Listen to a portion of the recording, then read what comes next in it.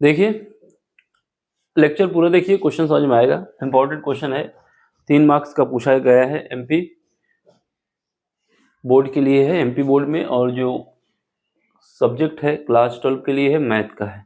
ठीक है, इसमें क्या है, हमारे पास दिया गया है कि मैट्रिक्स ए दिया गया है, मैट्रिक्स को हिंदी में आव्यूह बोलते हैं। ठीक, इसके बाद बोला जा रहा है कि जो मैट्रिक्स हमारा ए है, उस मैट्रिक्स को ए डैश का मतलब होता है ट्रांसपोज कर देना, उसका ट्रांसपोज कर दें और इन दोनों का एडिशन कर दें तो वो मेरा आइडेंटिटी मैट्रिक्स के इक्वल आ जाता है। तो आपको अल्फा की वैल्यू फाइंड करना है। ठीक, चलो इसको सॉल्व करते हैं।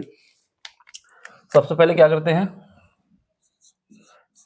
सबसे पहले हम लिख लेते हैं मैट्रिक्स ए जो दिया हुआ है। ए गिवन है, कितना दिया है, ये हमें दिया गया है कॉस अल्फा और ये माइनस का साइन अल्फा है। यहाँ पर क्या है, साइन अल्फा है और ये कॉस अल्फा है। ठीक है, अब इसका ट्रांसपोज निकाल लेते हैं। क्या निकाल लेते हैं, ट्रांसपोज। ट्रांसपोज बोले तो ए डैश बोला जाता है। और ये क्या होता है, अगर किसी मैट्रिक्स की रो को कॉलम में बदल दिया जाए या फिर कॉलम को रो में बदल दिया जाए तो वो उसका ट्रांसपोज हो जाता है। मैं क्या बोल रहा हूँ, अगर किसी मैट्रिक्स के कॉलम को रो में बदल दिया जाए या फिर रो को कॉलम में बदल दिया जाए तो वो उसका ट्रांसपोज हो जाता है। जैसे पहली मैट्रिक्स हमारे पास क्या है, जिसकी पहली रो के एलिमेंट क्या है, cos alpha minus sine alpha, ये पहली रो हो गई। दूसरी रो क्या है, साइन अल्फा कॉस अल्फा। अब इसको हम क्या करते हैं, जो पहली रो के एलिमेंट है इसको कॉलम में बना देते हैं। यानी क्या करेंगे, इसका जब कॉलम बनाएंगे तो ये हो जाएगा मेरे पास कॉस अल्फा, ये हमारे रो पे एलिमेंट था, ये नीचे ले आएंगे तो माइनस का साइन अल्फा। ठीक है, यहाँ पर सेम करोगे तो यहाँ पर क्या आ जाएगा, इसको भी हम कॉलम में बना देते हैं तो ये cos alpha, sorry sine alpha, sine alpha, और फिर क्या आ जाएगा, कॉस अल्फा आ जाएगा। ठीक, तो ये हमारे पास हो गया क्या, ट्रांसपोज। अब हमें क्या करना है, इस इक्वेशन में दोनों वैल्यू पुट कर देना है। तो हमारे पास क्या आएगा, ए की वैल्यू क्या है, A plus A dash is equal to, मेरे पास क्या है, आइडेंटिटी मैट्रिक्स के इक्वल है। ऐसा क्वेश्चन ने बोला है, ये दिया है।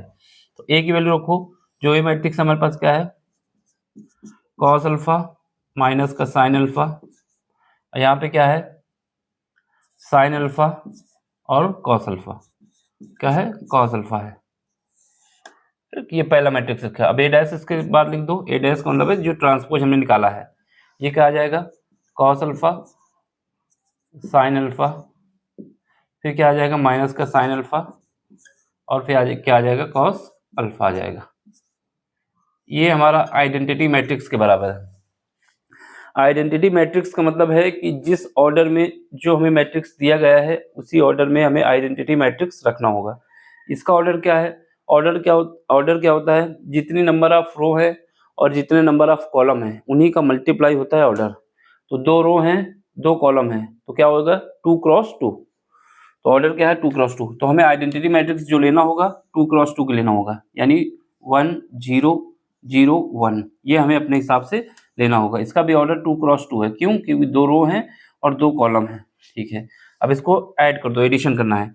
और हमारे पास मैट्रिक्स की प्रॉपर्टी ये होती है कि अगर उसका हमें एडिशन करना होता है तो सेम एलिमेंट सेम पोजीशन के एलिमेंट से एडिशन होता है। क्या होगा, सेम एलिमेंट का सेम पोजीशन के एलिमेंट से एडिशन होगा।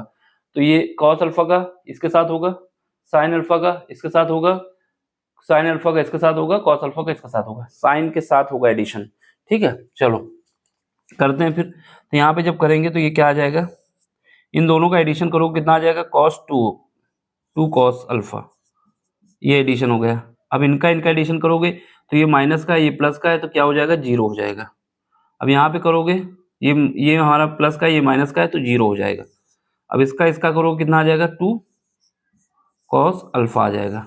ठीक है, और ये हमारा किसके बराबर होगा, आइडेंटिटी मैट्रिक्स के बराबर, 1 0 0 1। अब जो यहाँ पर है ये पोजीशन का एलिमेंट इस पोजीशन के एलिमेंट के बराबर होगा, ये वाला एलिमेंट इसके बराबर होगा। तो कंपेयर करने तुलना कर लेंगे तो यहाँ से क्या आ जाएगा, यहाँ से तुलना करने पर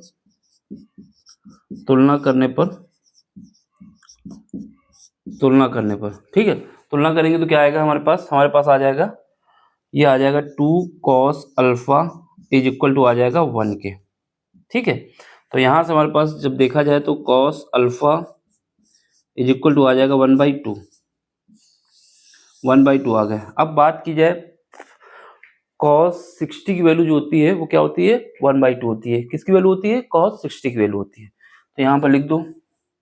तो यहाँ पर हम लिख सकते हैं फर्दर, इसको इधर देख लो, यहाँ पर cos alpha is equal to आ जाएगा 1/2 की जगह लिख सकते हैं कॉस 60। क्यों? क्योंकि कॉस 60 की वैल्यू कितनी होती है 1/2। यहाँ पर लिख दो बिकॉज कॉस 60 जो होता है, सॉरी कॉस 60 जो होता है वो हमारा होता है 1/2 के इक्वल। तो यहाँ से हमने इसकी जगह पे ये लिख दिया ये। अब यहाँ से क्या करेंगे, कॉस हट जाएगा तो अल्फा कितना आ जाएगा 60 डिग्री।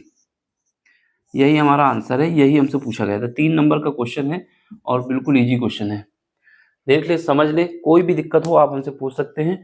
इसका समाधान ऐसे ही करना है, सोल्यूशन इसका ऐसे ही करना है, ठीक है। अब आपको अगर पसंद आया तो क्या करें, लाइक करें, शेयर करें और सब्सक्राइब करें और अपना सपोर्ट दें, जिससे इस चैनल की ग्रोथ हो और इससे हमें इस काम करने में और मोटिवेशन मिले, ठीक है। हम रिक्वेस्ट भी करते हैं और आप लोगों से अपील भी करते हैं कि आप लोग ऐसा करें कि लाइक शेयर सब्सक्राइब, और कहीं पर भी कुछ समस्या आती है तो आप हमसे पूछें कमेंट करके, ठीक। अब मिलते हैं अगले लेक्चर में अगले क्वेश्चन के साथ। Thank you for watching, bye, take care.